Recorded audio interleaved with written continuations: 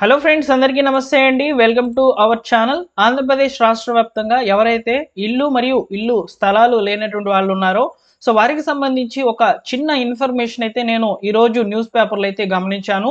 ఆ news paper క్లిప్లో ఉన్నటువంటి సమాచారాన్ని మీకు వివరంగా అయితే తెలియజేస్తాను. అందులో ఏం చెప్పారంటే, గత ప్రభుత్వంలో భూసేకరణ చేసి లబ్ధిదారులకు కేటాయించకుండా ఖాళీగా ఉన్నటువంటి స్థలాలను ప్రస్తుతం పంపిణీ చేసేదానికి సంబంధించి కూటమి సర్కార్ కసరత్తు చేస్తున్నట్లయితే అందులో ఇన్ఫర్మేషన్ అయితే అందించారనమాట. దాని గురించి మీకు వివరంగా అయితే తెలియజేస్తానండి.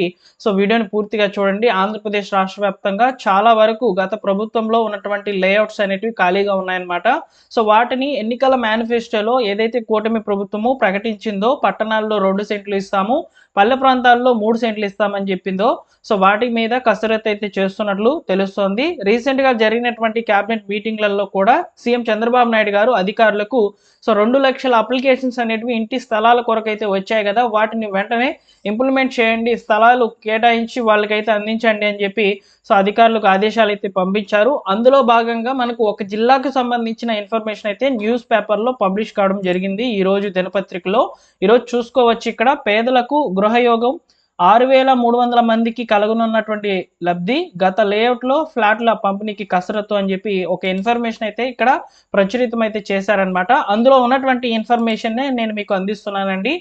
వీడియోని పూర్తిగా చూడండి. ఇలా ఇళ్ల స్థలాలకు సంబంధించి వచ్చేటువంటి లేటెస్ట్ అప్డేట్స్ అన్నిటిని కూడా మీకు వివరంగా అయితే తెలియజేస్తానన్నమాట.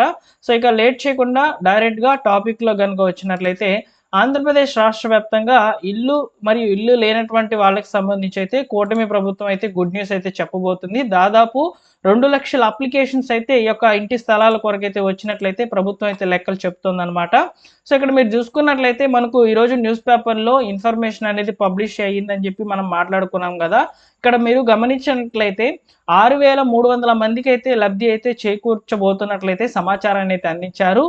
హౌసింగ్ ఫర్ అలానే స్కీమ్ కింద, అంటే అందరికీ ఇల్లు పథకం ద్వారా పల్లెల్లో 3 సెంట్లు, పట్టణాల్లో 2 సెంట్లు చొప్పున పంపిణీ చేయాలని ప్రకటించగా, ఇప్పటికే ఒక జిల్లాలో 30,000కు పైగా దరఖాస్తులు వచ్చాయని చెప్పి ముందుగా ఖాళీగా ఉన్నటువంటి స్థలాలను గుర్తించాలని ప్రభుత్వం అధికారులకు ఆదేశాలు అయితే జారీ చేసింది.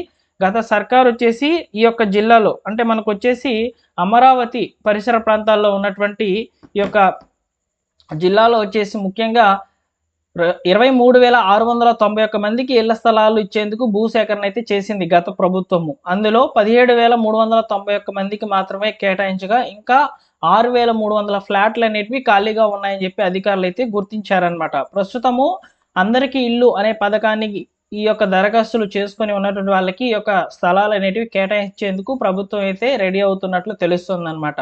ఇలా ప్రతి జిల్లాలో కూడా ఏవైతే హౌసెస్ అనేటివి ఖాళీగా ఉన్నాయో, అంటే ఇక్కడ హౌసెస్ అనేవి కాదు, హౌసింగ్ ల్యాండ్స్ అనేటివి శాంక్షన్ చేశారు కదా గతంలో. ఆ యొక్క హౌస్ ల్యాండ్స్ అనేటివి ఖాళీగా ఉన్నటువంటి వాటిని వినియోగించుకునే దానికి సంబంధించి ప్రభుత్వం అయితే ఆ యొక్క స్థలాలను ఎక్స్టెండ్ చేసి అయితే 2 సెంట్లు గాను 3 సెంట్లు గాను ఇచ్చేదానికి ప్రభుత్వం సిద్ధమవుతున్నట్లయితే తెలుస్తుంది అనమాట. ఇక్కడ రెవెన్యూ డివిజన్స్ వైజ్గా చూసుకున్నట్లయితే నందిగామలో వచ్చేసి దాదాపు 3,472 ఫ్లాట్స్ అనేటివి ఖాళీగా ఉన్నాయి. అదేవిధంగా తిరువూరు రెవెన్యూ డివిజన్ పరిధిలో వచ్చేసి 1,748 ఖాళీలు అయితే ఉన్నాయి. విజయవాడలో వచ్చేసి 1,080 అయితే ఖాళీగా ఉన్నట్లు, ఇలా 6,300 ఫ్లాట్స్ అనేటివి ఖాళీగా ఉన్నాయని చెప్పి ప్రభుత్వం అయితే లెక్కలు అయితే చెప్తుంది. ఇలా ప్రతి జిల్లా నుంచి అధికారుల దగ్గర నుంచి వివరాలు సేకరించి లబ్ధిదారులకు అందించాలనే లక్ష్యంతో ముందుకు వెళ్తున్నట్లయితే తెలుస్తోందన్నమాట. అలానే ప్రస్తుతానికి ఈ యొక్క 2 సెంట్లు 3 సెంట్ల స్థలాలకు సంబంధించినటువంటి ఇన్ఫర్మేషన్ ఎలా ఉండగా, రాష్ట్ర ప్రభుత్వము ఆగస్టు నాటికి దాదాపు 2.5 లక్షల ఇళ్లను పంపిణీ చేయాలని, అంటే పూర్తి చేసి ఇవ్వాలని చూస్తున్నట్లు తెలుస్తోంది. ఈ 2.5 లక్షలో కూడా ఈ యొక్క టిట్కో హౌసెస్ ఉంటాయి. అలానే ప్రధాన మంత్రి ఆవాస్ యోజన కింద రిజిస్టర్ అయినటువంటి ఇళ్ళు వస్తాయి. గత ప్రభుత్వ హయాంలో అసంపూర్తిగా ఉన్నటువంటి నిర్మాణాలు కూడా వస్తాయన్నమాట. వీటిని కూడా పూర్తి చేసి అయితే లబ్ధిదారులకు అయితే అందించబోతున్నట్లయితే తెలుస్తోంది. అలానే ఆప్షన్ 3 ఇళ్లకు కూడా గుడ్ న్యూస్ అనేది చెప్పబోతున్నట్లు సమాచారం అనేది నేను గత వీడియోలోనే చెప్పానన్నమాట. ఆప్షన్ 3 ఇళ్లకు కూడా అవకాశం అనేది ఎక్కువగా పెంచుతామని చెప్పి చెప్తున్నారు. సో ప్రస్తుతం ప్రధాన మంత్రి ఆవాస్ యోజన కింద గ్రామీణ విభాగానికి సంబంధించి వచ్చినటువంటి దరఖాస్తుల యొక్క వెరిఫికేషన్ అయితే జరుగుతూ ఉందన్నమాట. ఆ వెరిఫికేషన్ పూర్తయిన తర్వాత లబ్ధిదారుల యొక్క లిస్ట్ అనేది రిలీజ్ చేస్తారు. లబ్ధిదారుల యొక్క లిస్ట్ను కూడా బెనిఫిషరీ లిస్ట్ అనేది మనకు హౌసింగ్ ఫర్ ఆల్ వెబ్సైట్లో అయితే అందుబాటులోకి అయితే ఉంచుతారనమాట. సో కాబట్టి లిస్ట్ వచ్చినప్పుడు తెలియజేస్తానండి. మిస్ అవ్వకూడదు అనుకుంటే ఛానల్ని సబ్స్క్రైబ్ చేసుకొని బెల్ సింబల్ని ఆల్ నోటిఫికేషన్తో ఆన్లో పెట్టుకోండి. అలానే మీకు డిస్క్రిప్షన్లో టెలిగ్రామ్ ఛానల్ యొక్క లింక్ అనేది అందుబాటులో ఉంచాను. ఈ యొక్క హౌసింగ్ ఫర్ ఆల్ స్కీమ్కి సంబంధించినటువంటి స్కీమ్ ఎలిజిబిలిటీ మరియు అమౌంట్ అనేది ఎంత ఇస్తారు, ప్రధాన మంత్రి ఆవాస్ యోజన గురించి కూడా మీకు వివరంగా డిస్క్రిప్షన్లో అయితే లింక్స్ అవైలబుల్లో ఉన్నాయి. వాటిని ఒకసారి చెక్అవుట్ చేయండి. సో ప్రస్తుతానికి ఇళ్ల స్థలాలకు సంబంధించి అంటే మనకు 2 సెంట్లు 3 సెంట్ల స్థలాలకు సంబంధించి సో ఇక్కడ ఖాళీలు అనేటివి అంటే గత ప్రభుత్వము విడుదల చేసినటువంటి యొక్క ఖాళీ స్థలాలు అలాగే అందులో ఎలాంటి నిర్మాణాలు చేపట్టకుండా ఖాళీగా కనుక ఉండినట్లయితే వాటికి సంబంధించి ఎవరైతే హౌసింగ్ ఫర్ ఆల్ అనే స్కీమ్కి సంబంధించి దరఖాస్తులు చేసుకొని ఉంటారో సో వారికైతే పంపిణీ చేసేదానికి ప్రభుత్వం అయితే సిద్ధమవుతున్నట్లయితే తెలుస్తుంది అనమాట. సో కాబట్టి మీకు అందరికీ కూడా ఇల్లు అనేటివి వస్తాయండి. ముందు రోజుల్లో నేను తప్పకుండా తెలియజేస్తాను సమాచారాన్ని వచ్చినప్పుడు.